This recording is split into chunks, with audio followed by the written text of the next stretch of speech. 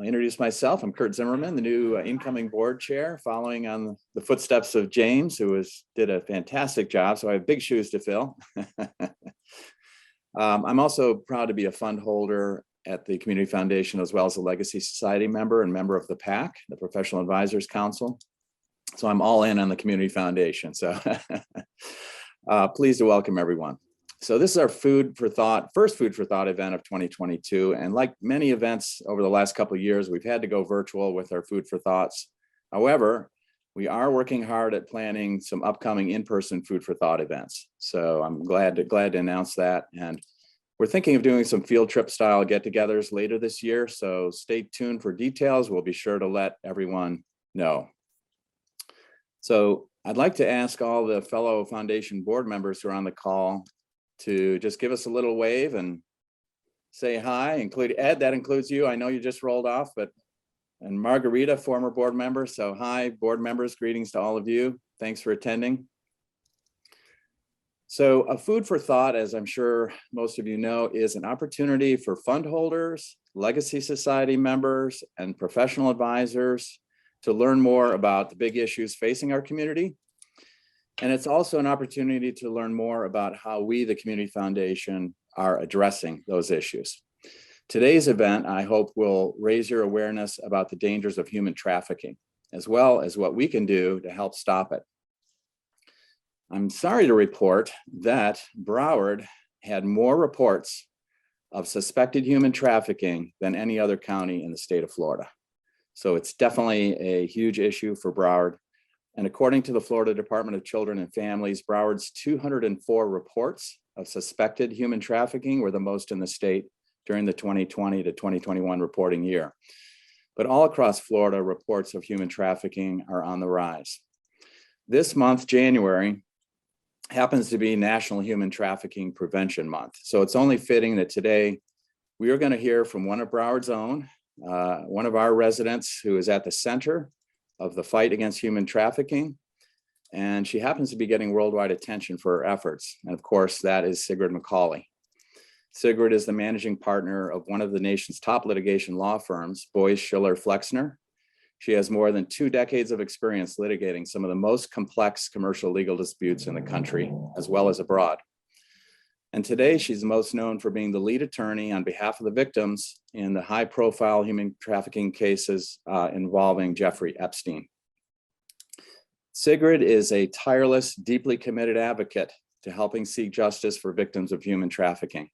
She's the attorney for Virginia Giuffre, whose lawsuit against Britain's Prince Andrew argues that Prince Andrew abused Virginia when she was only 17 years old.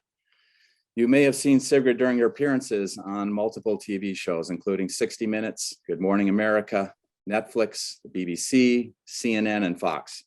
And you may have read about her in the New York Times and the Wall Street Journal. Or maybe you've seen her around town where she lives in Fort Lauderdale, giving back to her community through her leadership and support of nonprofits such as ChildNet and the Jack and Jill Center. In fact, Sigrid will be honored on April 9th at LYC for her long-term work on behalf of ChildNet. I know Sigrid as a lawyer who is regarded with the highest respect among her peers. She's been recognized as Litigator of the Year by the American Lawyer publication. She was the University of Florida's Law Alumnus of the Year in 2021, and the professional accolades go on and on. But I also know Sigrid on a personal level as a neighbor and a friend. She's a great wife to my friend Dan McCawley, who's also a prominent attorney in town. She's an amazing mother of 4 really sweet kids and just a super caring and kind person that we are lucky to have as a treasure of our community. And one other fun fact is that Sigrid recently ran in the New York City Marathon. So this is a lady who does it all and does everything that she does to the highest level. So Sigrid, we're just thrilled to have you here today. Take it away. Thank you so much, Kurt. You're way too generous with your words, and it's just lovely to get an opportunity to be with this group. I did run the New York Marathon in November of this year, but I didn't run it well.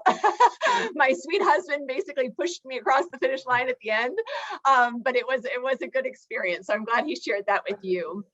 So the one thing I'd like to do today, the Epstein saga, as you know, is very broad, went on for many, many years, and there's lots of subparts to it. So I thought it might be helpful to the group if I show you just a brief video at the outset that kind of gives you an overview for those who aren't as familiar with it. And then I'm going to talk through some of what I think are the most interesting or key points of that case that we've been handling for many, many years. It is Human Trafficking Month. I want you to know that this is, as Kurt said, this is happening in our county. In fact, a portion of what you're going to hear about today happened in our backyard. I'm just up in Palm Beach. So this is happening right in front of our eyes with people that we know. And we need to be very mindful of that, and we need to work as a community to stop it. So I'm thrilled that you're here listening today.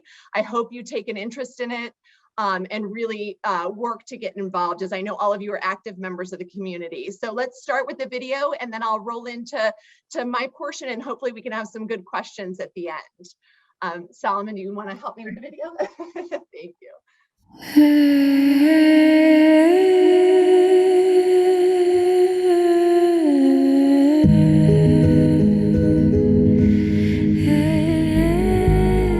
Many abuse victims don't come to terms with their abuse until many, many years later. And even then they struggle with going public with what has happened to them.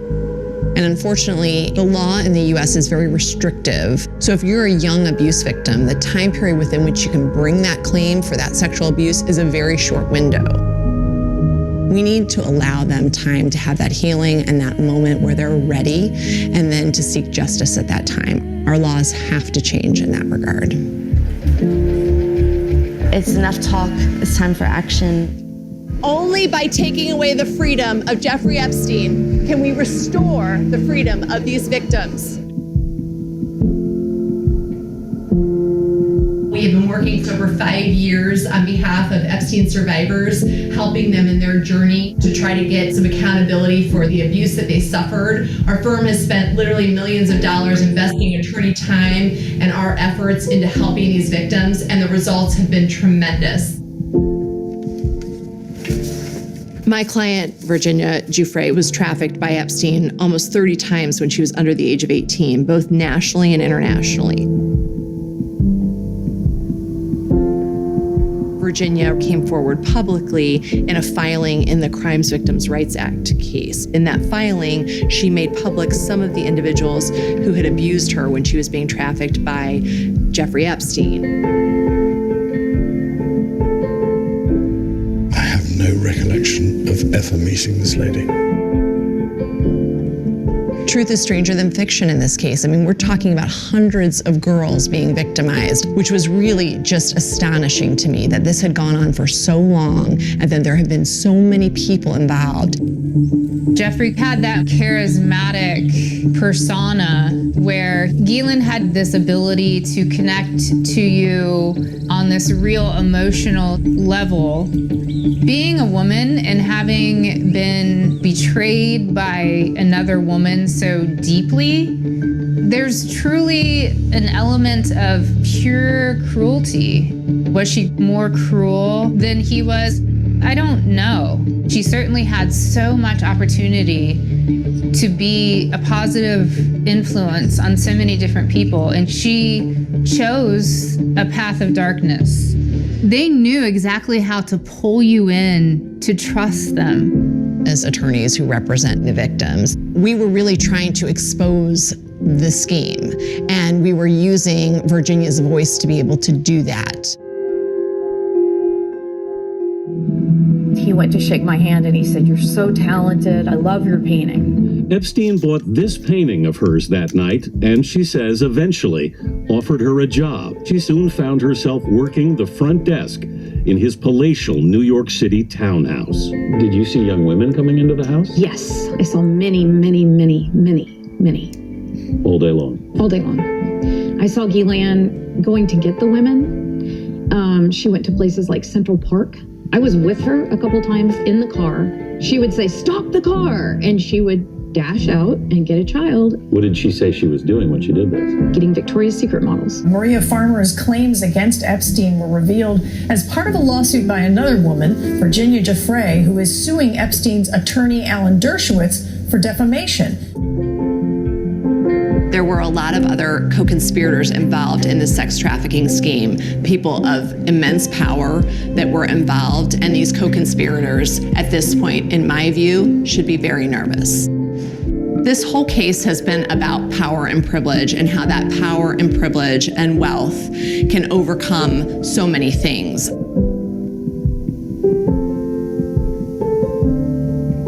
The age of consent in Florida is 18. It does vary state to state, and in New York, for example, it's 17. But this really isn't a case about consent. The point of these cases is that there was no consent here. The government had a plethora of information at their fingertips. They had 35 to 40 different victims that were willing to give testimony.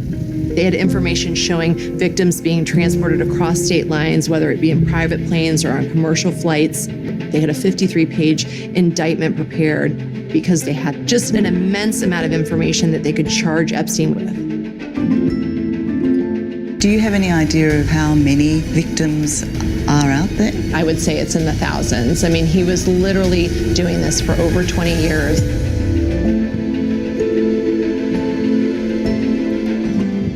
A lot of the families came to learn what had happened to their daughters, and they reached out to attorneys to try to help them navigate this circumstance, because obviously there was a criminal aspect to it, there was a civil aspect to it, and they were also facing somebody who was incredibly powerful, incredibly wealthy, incredibly intimidating, so they needed lawyers to help them through that process.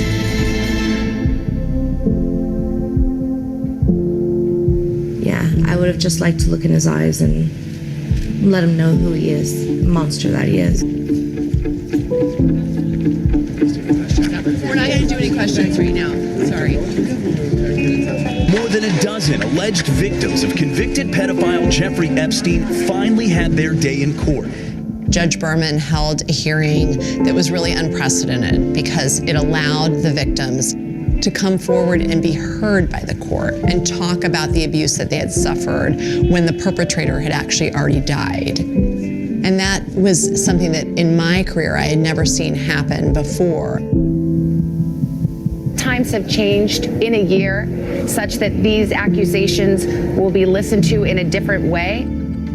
We don't need to feel ashamed for having, survived these things. Actually talking about them, bringing them into the light and finding support from each other is a huge way towards healing.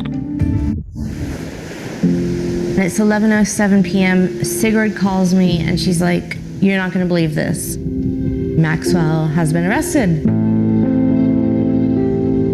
It was a happier moment for me than even when Epstein was arrested. We both just cried together. I will tell you, for her on this journey, she has risked so much to come forward and be brave over the last several years and tell her story. And Ghislaine was walking the streets unpunished. I think I took this case much more seriously than other matters that I've handled, in the sense that it was very personal. I do have a daughter, I have children. I met with these victims. It was very personal, the abuse that they suffered.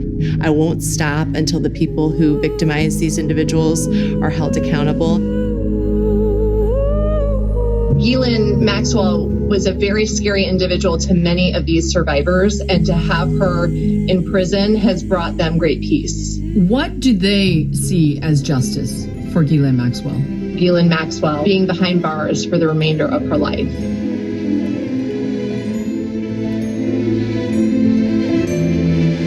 This is just the beginning.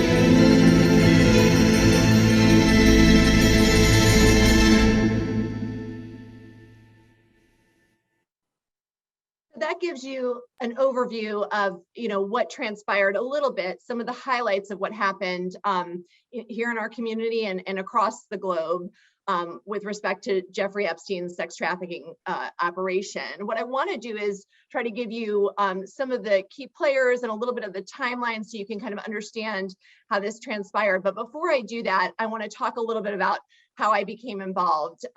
So you heard on the video, I'm an attorney. I do commercial litigation, typically for big companies suing each other. This was something I had done in my volunteer work, but was certainly not the type of litigation work I do on a regular basis. So I was coming back from maternity leave with my fourth child, my daughter, Maddie. So I had been home for a series of months, and I was coming back, and my partner, David Boies, said to me, "Oh, Sigrid, I know you do a lot of volunteer work in this space. I have a new matter that I think would be, perfect for you. Can you get on a plane and head up to New York and meet with the client?" And I said, "Sure." And that was about all the information I got. And I headed up to New York to our office there and met with Virginia. And I will tell you that in that moment, it changed my life. I mean, to hear a young person have to talk about the type of victimization that she had to survive is tremendous. And it was in that moment that I also realized, as she talked about the cast of characters who were involved in this, that there was no way she could stand alone. There was no way she could do this on her own. She had already had some great lawyers helping her along the way. But this was a battle of really heroic proportions. The money on the other side was tremendous. The resources from the people who she was accusing were tremendous.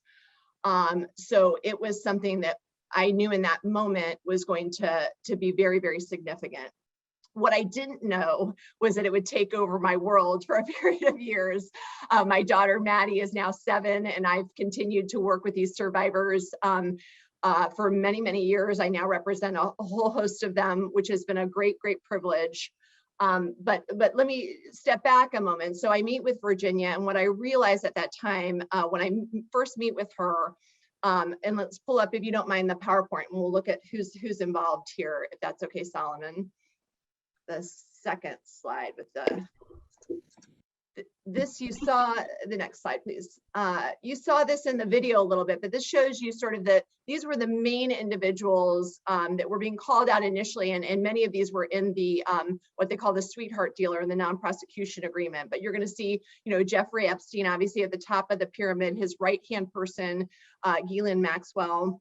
You have John-Luc Brunel, who is, I'll talk a little bit more about him in a moment, but he was a key recruiter in this scheme. He owned a modeling business, several modeling businesses, but he would use that as a ruse to bring in these young girls. You have Sarah Kellen, who was also very, very actively involved in the recruiting. And then Nadia Marcinkova, Leslie Groff, who was his secretary, who he said was the other side of his brain, and she did a lot of the scheduling and all of those things, and Adriana Ross as well. So this is just to give you a picture of sort of the initial core group that's involved. Can you go to the next slide, please? Thanks. So this will show you the timeline of events. So when I became involved in this, on December 31st, 2014, Virginia, through 2 great lawyers who were helping her, one who is a former federal judge, Paul Cassell, who is now a professor out at Utah, and Brad Edwards, who is one of our local lawyers here in town, who does a lot of work in this space. They were representing certain survivors who were trying to overturn the sweetheart deal. And in December 31st, 2014, Virginia Giuffre filed a joinder motion. And in that joinder motion, for the first time, she revealed some of the names, the actual names of people who had abused her. Not everybody, just a few. But what happened once she did that was there was a firestorm of activity.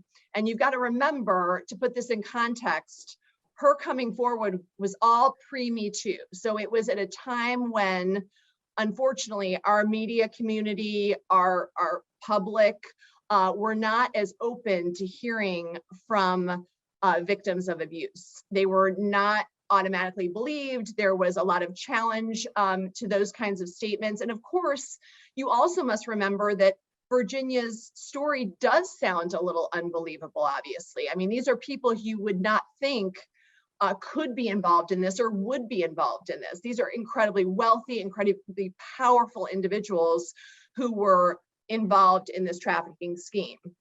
So she was immediately just attacked by the media, destroyed in a way that was horrific. So I became involved in February of 2015. And when I met with her in New York, I was reading all the headlines, everything that was happening. And the first thing I wanted to do from a mother instinct was just to protect her. I didn't want her to be exposed to all of that. She was being called a prostitute, a bad mother, horrible things in the media. And everybody was on a very vicious attack to take her down so that she wouldn't be believed.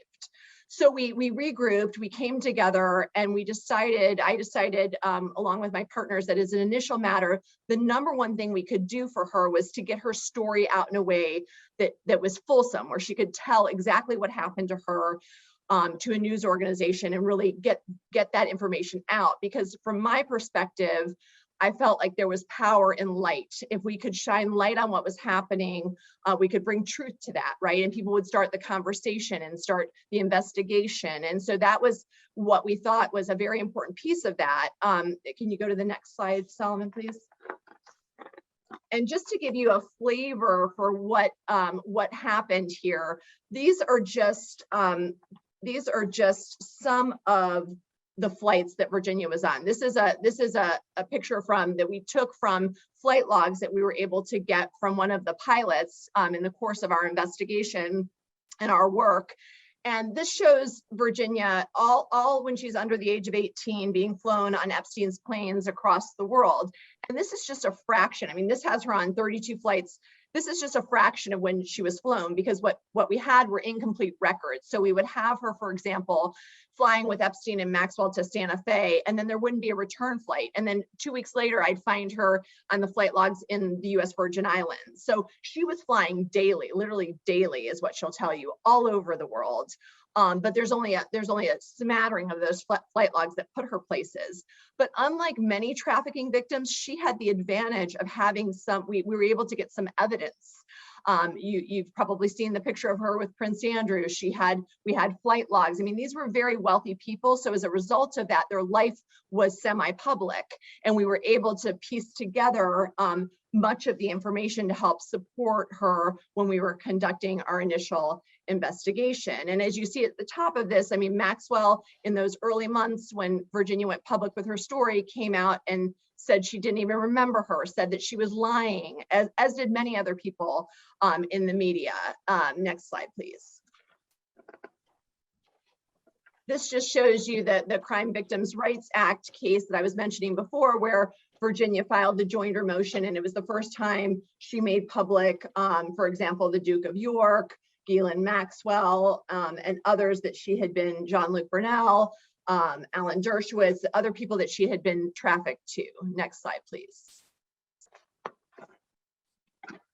And so here is a picture which is really, for me, shows the disappointing nature of the beginning of this journey. As I said, we were in a phase where the media was very adverse to, in my view, in my opinion, very adverse to people who were coming forward about, being trafficked or any kind of allegations of that type. We flew to New York. I flew up and met Virginia and her kids in New York. And for a week, we sat down with the team at ABC and we allowed Virginia, which was very hard for her, to go through and tell strangers her story of the abuse she suffered and what happened to her during those years that she was trafficked by Jeffrey Epstein. And this story ended up being killed. So they had days of footage of her. She had told a very fulsome story of everything that happened. And the story was supposed to roll out that following week, and it didn't. And we started to write to ABC, try to find out what was going on. We heard rumors that, that the Crown had killed the story, that other lawyers involved had killed the story, things of that nature. We couldn't get to the bottom of it. Very, very frustrating part of this, particularly for Virginia, who felt once again, that she was being stifled and not believed, and all of those things that a trauma victim goes through when something like this would occur. So the next thing we did, what's interesting about this piece of it, and the reason why I show the photo with Amy Roback, is fast forward to a couple years, just a couple years ago, it was called the Hot Mic Scandal, where Amy Roback was on the news waiting to go live. And they were talking about the Epstein scandal, which by that point, a couple of years ago, was very, very public. Obviously, he had been arrested, et cetera. And while the mic was recording, she was not aware of that she was being recorded. And she told the story of how she had interviewed my client, Virginia Giuffre, back in 2015 in the spring. And Virginia told her everything, the entire story, exactly what was now being made public with the arrest of Jeffrey Epstein. And ABC didn't run the story. And what's so tragic about that was a number of things. One, the media should always publish both sides of things. They should always be fair. To crush a story like that allowed this group to continue abusing individuals for 4 more years. So it was really, really very, very disappointing. Again, a point in this journey where I was just so disheartened by what was happening to Virginia and others that had been exposed to this trafficking scheme. So next slide, please. Just to give you a flavor, and you saw some of this in the video, but of what was happening. So what we did from our end was, because Maxwell had come out and called my client a liar, she went on national TV and said that Virginia was, these were obvious lies. She issued statements about Virginia being a liar. So we decided that there was no way for us to sue on the actual sexual abuse that she had suffered at the hands of both Epstein and Maxwell. So we decided to try to get creative, and we sued her on a single count defamation claim. And what that means for the non-lawyers in the group is if someone says something about you publicly that you contend is untrue and it's something that can harm your reputation, etc., you can file a lawsuit for defamation. So by doing that, we were within the statute of limitations because the statement had just been made. And the underlying case all became about the abuse. It all became about whether Virginia was trafficked by these people, who she was lent out to, what happened to her, what happened to the other victims. So it really allowed us to get a whole case going about just the abuse. And that was really significant in a way that, that law had not been used in that way. It now has since. We've seen it happening in the Cosby cases and in a number of other cases, but at the time that was really fresh and a new way to go at this issue of someone being time barred when they've been an abuse victim. So let me just give you a smattering of what was going on in this case. I mean, what we came to learn very quickly was that our detectives, and I applaud them in Florida here in Palm Beach, had done an incredible job turning over information about Jeffrey Epstein's trafficking scheme. They had done trash pulls and pulled from the trash these message pads, which show time after time after time again, little girls calling in asking, when am I scheduled for my massage appointment? When should I come over to quote work? I have another friend I can bring over. I have to come over after school because I can't leave school. I mean, these were young victims, some as young as 12. The police report that Palm Beach did, and this is just one short time period. So you can imagine this scheme's going on for 20 years, and this was just a snapshot of a period of months. And there were over 30 little girls, all under the age of 18, who were going to that house and being sexually abused. So they just had an incredible amount of information that they were pulling. As you can see in one of these message pads, you've got Jean-Luc Brunel, who's the model scout, calling in, telling Jeff that he's got a girl to teach him how to speak Russian, who's 2 times 8, meaning 16 years old, and is going to give the lesson for free. I mean, to me, the message pads were just astonishing. They were just, it was one after the other of these, again, these moments where you can see it being pieced together. You can see Maxwell arranging for people to come over. You can see so much of the story in those message pads. Next slide, please. The other thing that's, just to talk about what was a little shocking, at least to me, as an individual, as I was gathering this information and trying to build the case, another thing that they pulled from the trash pull was an Amazon receipt. And as you can see here, so this is going to Jeffrey's home on El Brillo Way. These are books being delivered, and one of them, as you can see, there's a whole list of them, but a workbook for erotic slaves and their owners. I mean, he was studying how to manipulate these young girls and make sure that he could abuse them at his will and that they would never talk. So he was masterful at this manipulation, and he similarly had those around him that were helping him with that. So it was a very calculated scheme. Again, we just saw this piece from Florida, but this was happening all over the place. He had homes. He has an island in St. Thomas that he had in the islands. He had his home in New York, which is the largest brownstone in New York. He had the home in Florida. He had a huge ranch, Zorro Ranch, out in New Mexico, and he had a home in Paris. And at each of these, the House staff who we were able to depose testified that there were young girls coming over. I mean, this has now been made public through the most recent trial of Ghislaine Maxwell. But yes, these individuals did give testimony, the House staff, about what they were seeing. So this was a trafficking operation at the highest level. Next slide, please.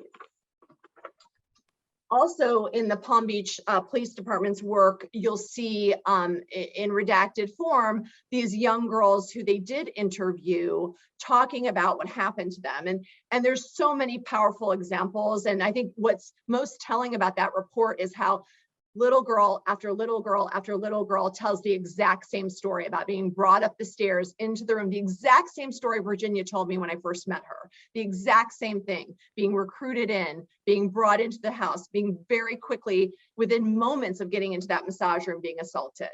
Now this one was powerful for me because it kind of tells you, as I said, Ghislaine and Jeffrey were masterful manipulators, and they would use a ruse depending on what the child needed. So in this instance, you hear about this young girl saying, when she's being asked why she stayed, she's saying how, and this one I recall started, I think, at 14, and she's talking about how she had a 4.0 and he was promising to get her into NYU. He would always use a lure, something that child needed, whether it was money, whether it was education, assistance with education, whether it was a modeling job. I mean, what little girl wouldn't want to become a famous model, right? So that is a very easy sell that they would use in order to get these young individuals over to their homes in all of the locations.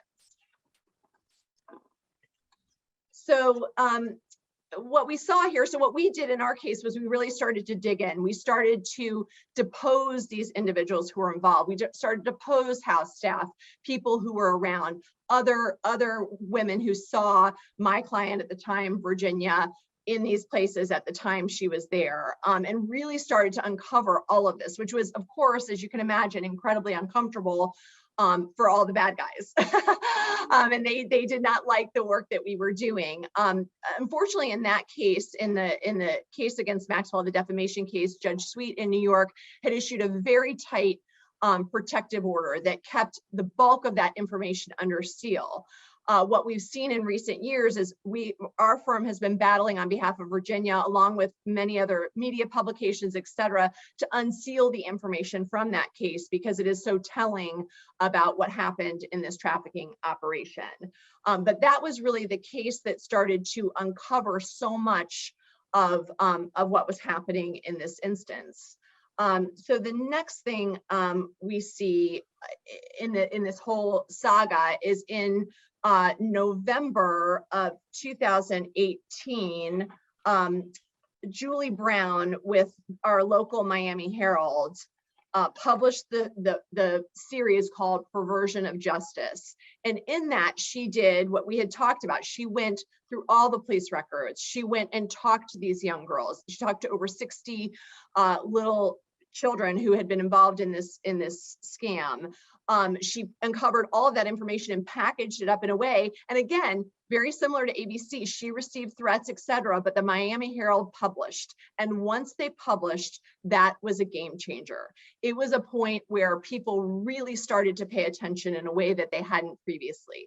It was also a game changer because so many of the individuals following Virginia's lead started to come forward and speak their truth and validate what she was saying.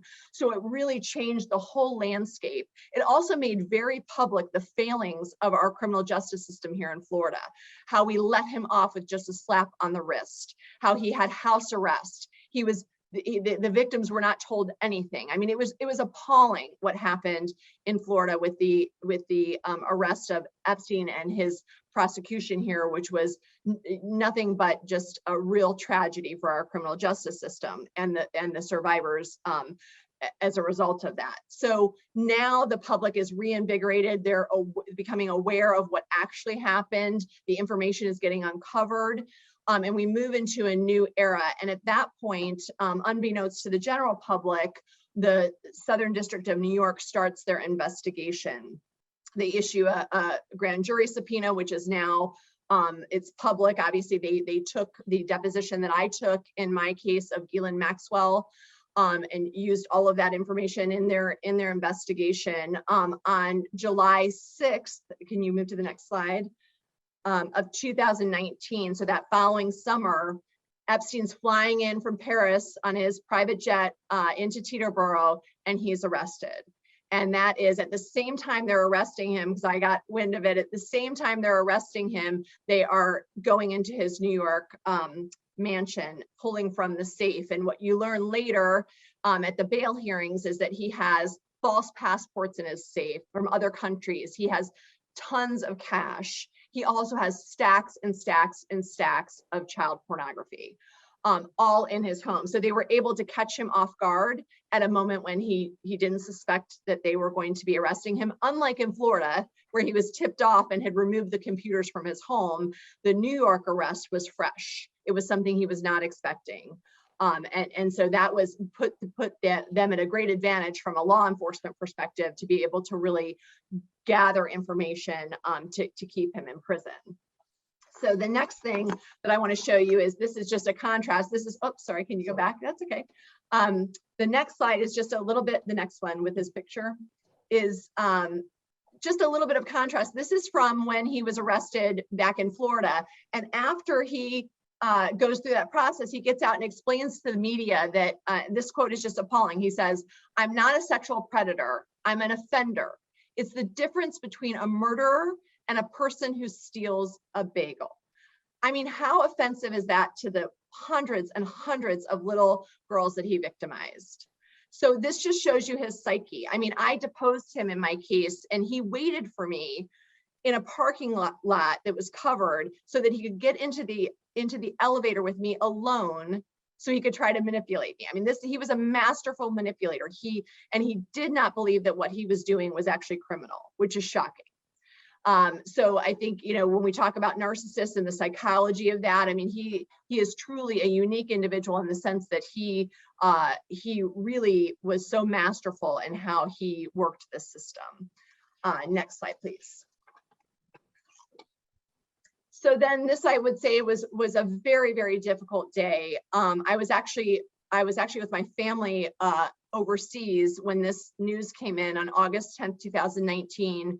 Epstein died, they said, by suicide in jail in New York. And while you might wonder sort of how the survivors would react to that, many of the women I was working with were just incredibly distraught. Not distraught because he had died, but distraught because he would not have to sit and rot in prison for years and years and years. And that is what they wanted. They wanted him to have the kind of pain that they felt.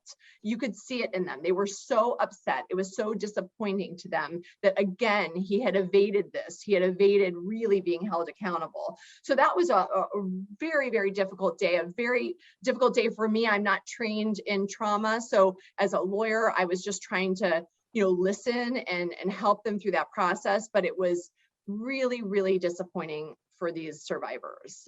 Next slide. And then there's a glimmer of hope. There's a glimmer of hope when Judge Berman, who is the federal judge in New York, who is overseeing the indictment, the initial indictment of Jeffrey Epstein, he was going to have to dismiss that indictment now that Jeffrey Epstein was dead. And instead of immediately dismissing that indictment, he called for a hearing, which was unprecedented, never has happened in the history that I'm aware of our criminal justice system. And he invited every survivor who wanted to be heard to come to federal court in New York and make a statement to the court. And that was incredible because, again, fast forward from the time where Virginia is being shut down by ABC and her stories not being run to 2019. And you can see in this picture, this was on the cover of Wall Street Journal when I got to the airport that night to head back to Florida. I'm in the corner. That's me in the white dress. And you can just see the sea of young women who were there in that courtroom that day, one after the other, getting up, talking to a federal judge about the abuse that they suffered and being acknowledged that had happened to them. It was just an incredible thing to witness. And afterward, the prosecutors from the Southern District of New York met with the survivors, and it was just a real acknowledgement of the tragedy that had happened here, the fact that these women had been abused many years ago, that the criminal justice system had failed them in Florida, that they now had an opportunity that had been taken from them by Epstein taking his life, and that they were sitting before a federal judge and finally having a moment where they could come together and be acknowledged. And that was just a really, really incredible thing to get to witness as an attorney. Next slide. But the battle was far from over. As you heard, there were many people who were involved in the victimization of these young women. And for many of my clients, they of course interacted, both with Epstein and with Ghislaine Maxwell. So finally, we saw in the summer of 2020 the arrest of Ghislaine Maxwell, and she was charged in an indictment that had 8 counts. And for me, that was a really powerful moment, because 2 of the counts in the indictment are what are called perjury charges. And those were the Southern District of New York through the grand jury and the United States government charging her with lying during the deposition that I took of her. And as an attorney, it was very validating to me, because I struggled in that very, very long 12-hour deposition, knowing the truth and having her on the other side of the table. So that was really, really validating to see those perjury charges in the indictment. And of course, incredibly validating for the survivors to have her. There were 4 minor victims that are part of that indictment that ultimately were part of the trial. And so that was outlined in that document. Next slide, please. And so just to shift gears to another individual who I mentioned before, Jean-Luc Brunel, on December 16th, 2020, he is arrested in Paris. He's arrested for rape charges against my client and rape charges against other women in Paris. And he, again, was the individual who ran the modeling agency, MC Squared, and other modeling agencies where he would recruit the young girls. There are stories, some as young as 12, to be victimized by Epstein and others. And so his arrest was really monumental. In the US, it wasn't talked about quite as much, but for the women that I represent, it was a very, very important moment. During the pandemic, I flew to Paris to be at the hearing. Their justice system over there is very different than ours. So it was before a panel of judges. You'd think that it's great to go to Paris, but during the pandemic, not so much. There was no shopping, no food, but we were there for the purpose of being able to provide that information to the court. He will be tried for the crimes likely this summer. So he is being held without bail in Paris now. Next slide, please. And then, of course, as we go through the list of the different individuals involved, my client, Virginia, this summer filed a lawsuit under what's called the New York Child Victims Act. It is an act that was passed by the New York legislature that allows all childhood victims of abuse a 1-year window to be able to bring a claim that would otherwise be time barred. And what that means is, as you heard on the video a little bit, our laws are very restrictive with respect to the time period within a child who's been abused can bring that claim. And most survivors don't come to terms with their abuse, for many years, as you heard. It's a really difficult thing for them to face. I talked to one gentleman who told me, he was in his 60s and he was just now coming to terms with the abuse that he had suffered as a child. So this is not something that is easy for survivors to face. And that law allowed a 1-year window to bring those claims. So we, on behalf of Virginia, we sued Prince Andrew for the abuse that she suffered by him. And that is a case that is presently ongoing. And this is just one of the, there's been many articles written about it. As you may have seen, he went on the BBC prior to us filing suit and denied all the claims that my client, all of my client's allegations, including saying he never even remembered her. He doesn't believe he ever met her. She has a picture obviously with him. We have other witnesses who can put her in places where he was. She's on flight logs going to London, obviously. He also was here in New York with her and then in the islands. So that case we filed, it's still ongoing. We were able to defeat his motion to dismiss just a couple weeks ago. So the case will be tried this fall in the Southern District of New York. Next slide, please.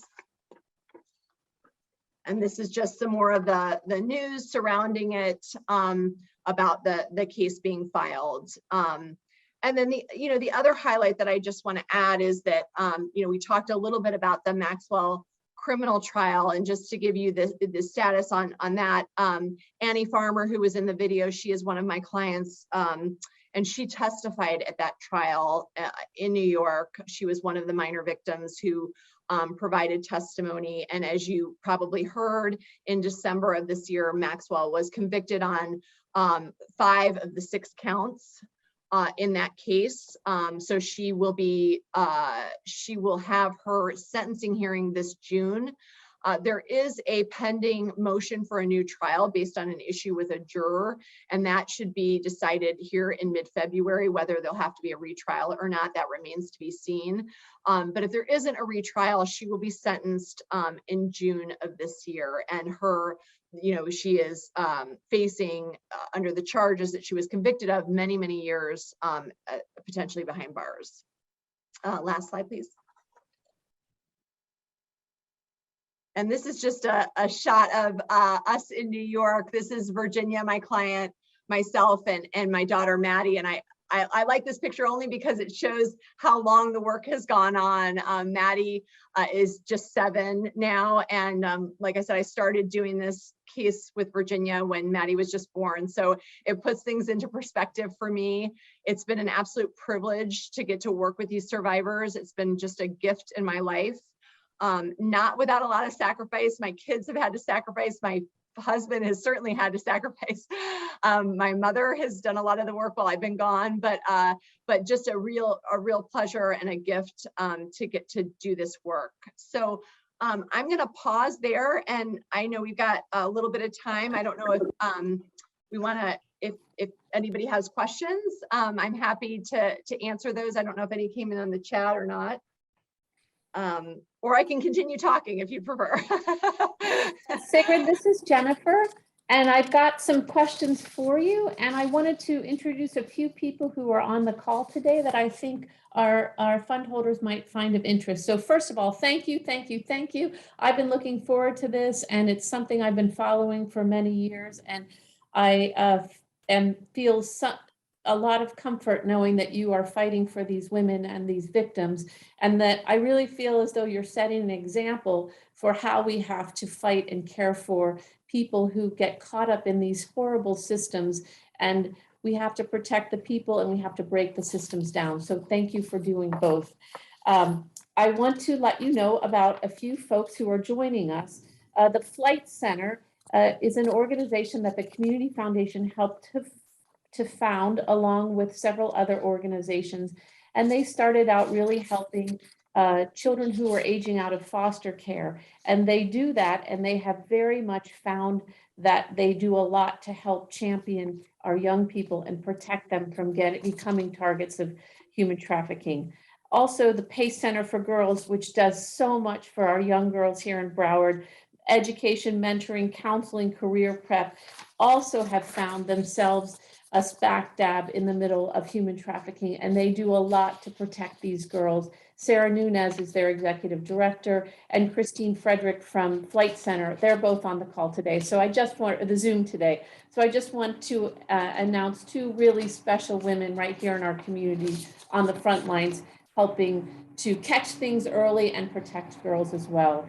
Also, we're really fortunate that Dr. Heidi Schaefer, she is one of our fund holders. She's on today, and she is actually set up a fund here at the Community Foundation to help protect our community from human trafficking. And she's part of the Broward County Human Trafficking Coalition, and her fund supports different initiatives throughout the community. So we're building our own network of champions here, and you're really helping us a great deal. So I've started a few questions, and then I'll watch the chat for more.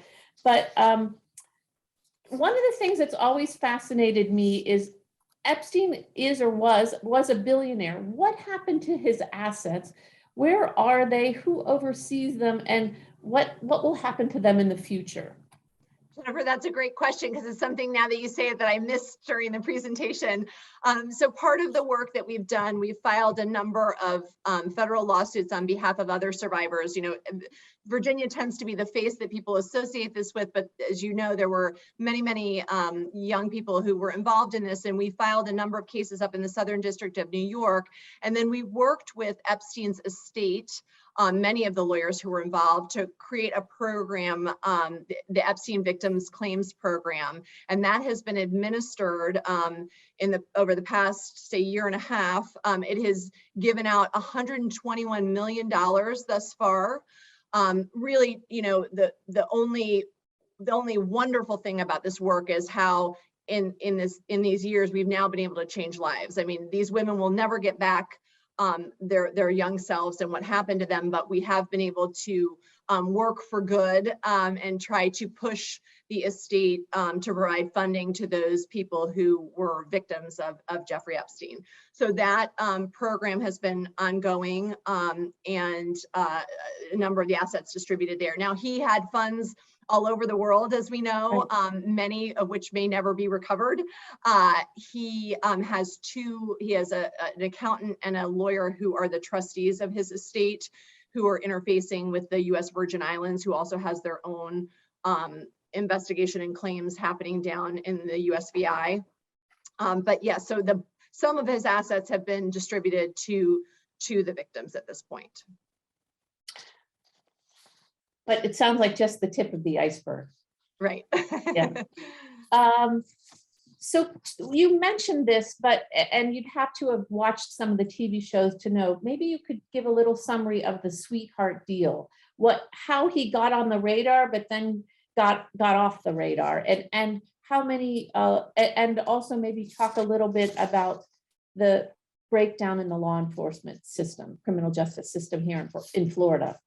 No, it's a great question, and you might have seen on the timeline. You know, one of the individuals who stepped down in the course of this was Alex Acosta, who was Trump's labor secretary at the time. So what happened was the sweetheart deal took place in the 2006, the investigation / sweetheart deal, 2006-2007 timeframe. And what was so unprecedented and different about that is that what we learned later, when the government had to turn over the documents of that process, you saw the prosecutors, so the federal prosecutors, interfacing with Epstein's lawyers, and rather than doing what they're supposed to under the Crimes Victims Act, which is notify the survivors that this person is going through the criminal justice system and they can come and make a statement to the court, et cetera, what their rights are. They were instead negotiating with Epstein's lawyers to keep the deal silent, right? And that was something that was, you know, really a very dirty secret of the government's and a dirty secret of Epstein's team. And you saw in those letters, Epstein's lawyers threatening the girls, saying things like, if this individual comes forward, we will destroy her, literally using those words, destroy her life. So it was lawyers behaving badly. It was folks in our government behaving badly. It was really just a very unfortunate moment for us here in Florida. Now, what happened as a result of that is the Department of Justice conducted an investigation. They issued a 400-page report this past year during COVID. I went down with the victims to Miami when they announced the report. While the report acknowledges this atrocious behavior and all of these things going wrong, happening that shouldn't have been happening, The result of that report was not anybody being fired, because the individuals had been involved in that had all left the government at that point. So it was another hard moment for these survivors, because there was no action really taken, other than the fact, and I said this to them, this is the first time I've ever seen the government conduct this type of an investigation, right?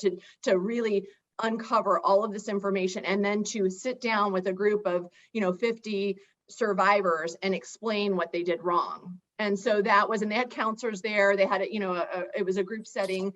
And so while it's imperfect, it does show that the government, we make mistakes, and they did try to at least come to terms and analyze what had happened, what had gone wrong during that instance. And the blessing on the other side of that is the Southern District of New York, who, their theme is, we don't show any fear or favor in our prosecution. And they, obviously arrested Epstein, brought him into prison. He was denied bail. So it was the other side of it. It was seeing justice done well in that moment. So I think, the disparity is, I think Florida has learned a lot from what we went through with these survivors. Okay, talk about some of the changes that have taken place in law enforcement so that hopefully this doesn't happen again. Well, I'll say one of the things that I mentioned, Jennifer, which I think is something that I love, and part of my mission to get our legislature to consider is, this issue of, not to get too legalese, but the time period within which a survivor can bring a claim. And that oftentimes there's no physical evidence, because young girls don't report when they've been, violated in this way, as you've got your partners on this call here who deal with these young individuals every day. So there's not often reporting or real-time reporting. So from a criminal justice standpoint, it can be hard to go after on the criminal side when years have passed. But on the civil side, where the standard is a little bit different, that's an avenue where I would like to see the law open up more for abuse survivors. And that is what happened in New York.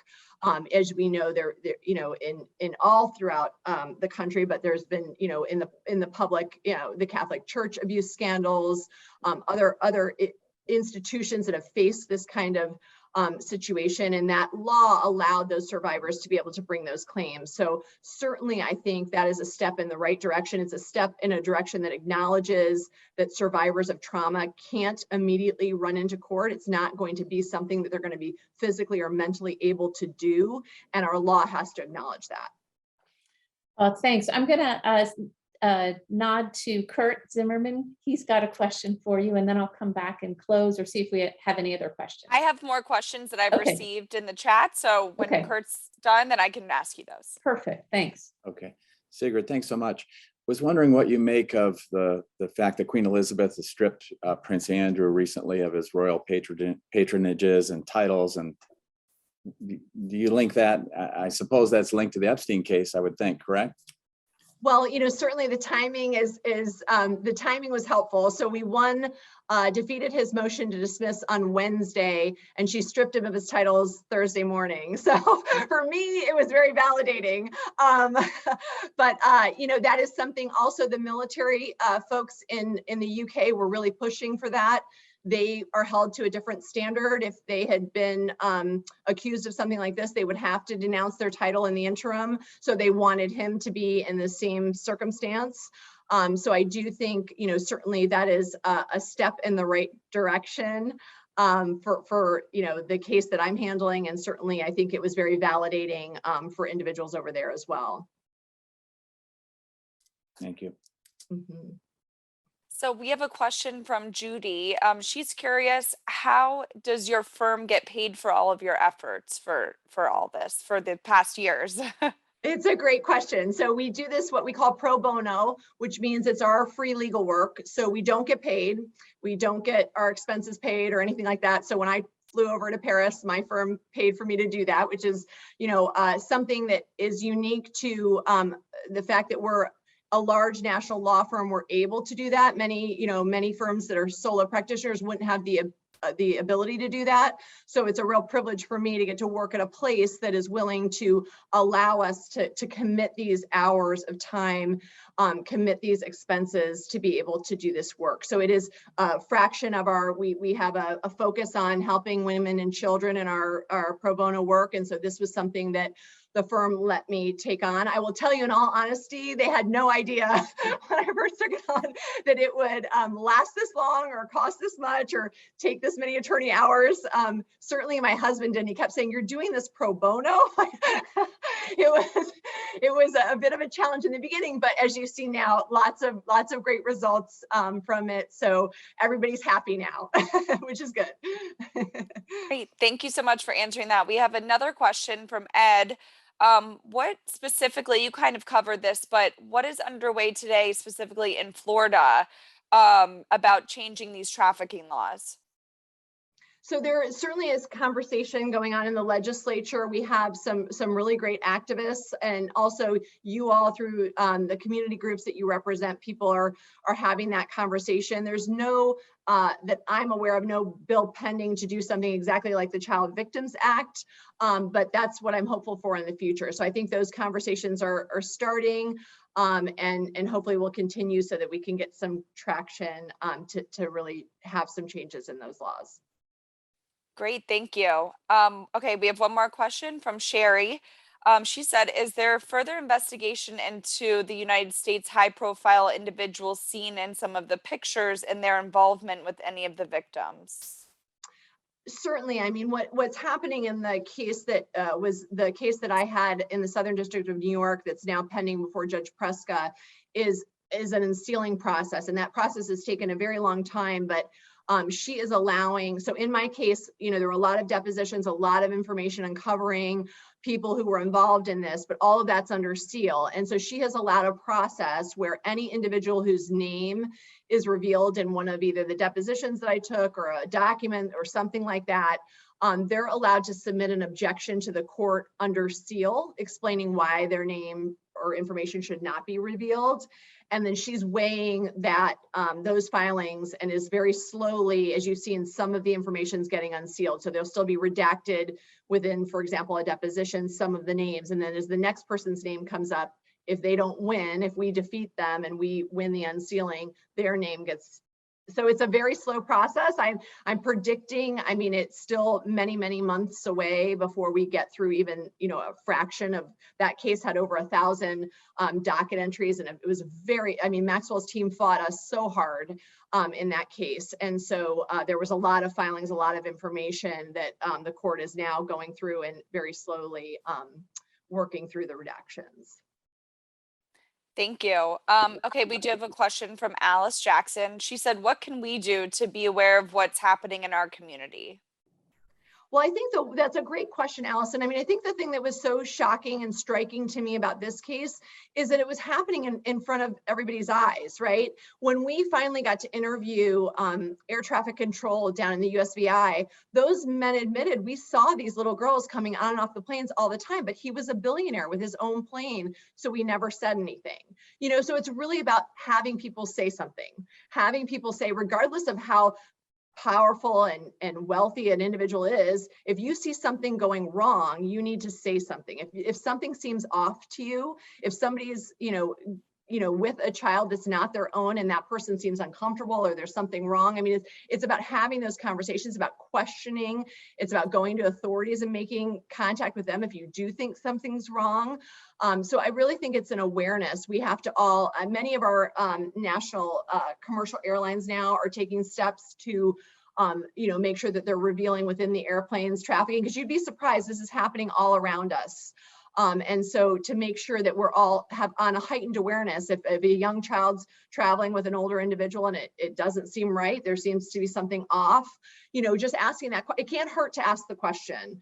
So I think that really that's what it's about, and to not be afraid to challenge authority. I mean, in this instance, these individuals. You had, both presidents were, former presidents were implicated, and they were on flight logs and things like, there were a lot of very important people involved, right? But we can't be afraid to say something's wrong. We can't be afraid to challenge, and, and then of course our justice system will handle it, but we have to be willing to step up and to do that irrespective of who's involved. Thank you. Thank you so much. Ashley, any other questions? No, that's it for now. Unless anybody has another one. Sigrid, this really seems like it's become an amazing personal mission for you. And I think it's been incredible that it's almost a family sacrifice. Your mother, your husband, your kids, and you've really given up much of your personal time, and I would even imagine your personal security at times to advocate and to fight for these victims. I am just so humbly grateful for everything you're doing and the amazing example that you're setting.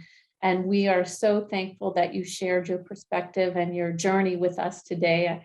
I hope we all feel a little more enlightened and a little more battle ready to fight for this. So to the Community Foundation Fundholders today, thank you for being with us.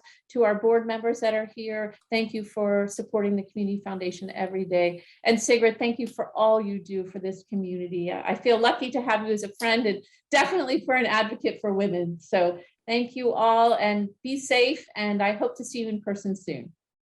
Thank you. Thank you for taking the time to listen.